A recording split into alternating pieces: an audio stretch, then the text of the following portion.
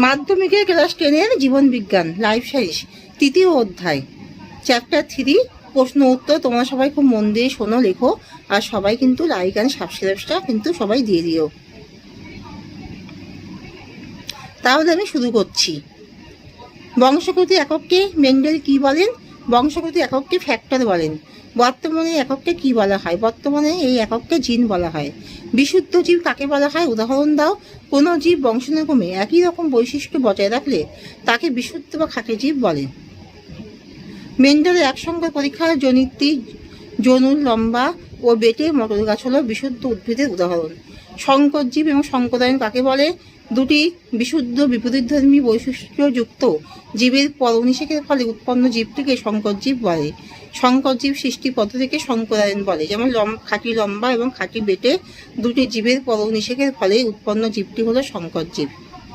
রাজকীয় হিমোফিলিয়া কাকে বলে? হিমোফিলিয়া মহারানী ভিক্টোরিয়ার পরিবারে প্রথম দেখা যায়, তাই এই রোগকে রাজকীয় হিমোফিলিয়া বলে।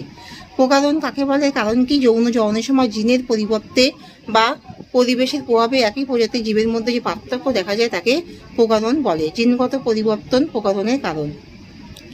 প্রকট ও প্রচ্ছন্ন বৈশিষ্ট্য কাকে বলে? দুটি বিপরীতধর্মী বৈশিষ্ট্যযুক্ত জীবের মধ্যে সংকরণ ঘটালে যে বৈশিষ্ট্যটি এফ জনুতে বা প্রথম অপ্রাপ্ত বংশে প্রকাশ পায় তাকে প্রকট বৈশিষ্ট্য বলে। অসম্পূর্ণ প্রকটতা কাকে বলে? উদাহরণ দাও। বিপরীত বৈশিষ্ট্যযুক্ত দুটি জীবের সংকরণে প্রকট জিনটি সম্পূর্ণভাবে প্রকাশ না পাওয়ায় জীবের প্রকট ও প্রচ্ছন্ন বৈশিষ্ট্যের মধ্যবর্তী একটি বৈশিষ্ট্য প্রকাশ পায়। এই ঘটনাকে অসম্পূর্ণ প্রকটতা বলে। হিমোফিলিয়া রোগের কারণ উল্লেখ করো। হিমোফিলিয়া এক্স ক্রোমোজোমে অবস্থিত প্রচ্ছন্ন জিন দ্বারা নিয়ন্ত্রিত। এই রোগে দেহের আঘাতপ্রাপ্ত স্থান থেকে রক্তক্ষরণ হতে থাকে এবং রক্ততঞ্চন ব্যাহত হয়। জেনেটিক্স বা সুপ্রজনন বিদ্যা কাকে বলে? জীববিজ্ঞানে যে শাখায় পিতামাতার থেকে অপত্যে বিভিন্ন বৈশিষ্ট্য সঞ্চালনী কৌশল নিয়ে আলোচনা করা হয় তাকে সুপ্রজনন বিদ্যা বলে। পিতামাতার বৈশিষ্ট্য অপত্যে সঞ্চালিত হয় কেন? যৌনের সময় পিতা এবং মাতার দেহে উৎপন্ন গ্যামেট মিলিত হয়ে জাইগোট গঠন করে এবং জাইগোট থেকে বিভাজনের মাধ্যমে নতুন অপত্যজীব সৃষ্টি হয়। হোমোজাইগাস বা সমসংকরজীব কাকে বলে? কোনো জীবের ক্রোমোজোমের নির্দিষ্ট লোকাসে একই প্রকার জিন থাকলে একে হোমোজাইগাস জীব বলে।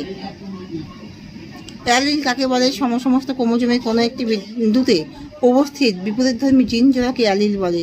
ফিনোটাইপ ও জিনোটাইপ কাকে বলে? কোনো জীবের বৈশিষ্ট্যাবলীর বাহ্যিক প্রকাশকে ওই জীবের ফিনোটাইপ বলে এবং জিন সংযুক্তির দ্বারা নির্ধারিত বৈশিষ্ট্যকে তারা জিনোটাইপ বলে। মেন্ডেল তার পরীক্ষার জন্য মটর গাছ কেন বেছে নেন? মটর গাছ নির্বাচনের কারণ মটর গাছ সহজে কম স্থানে প্রতিপালন করা হয়। প্রতিপালন ও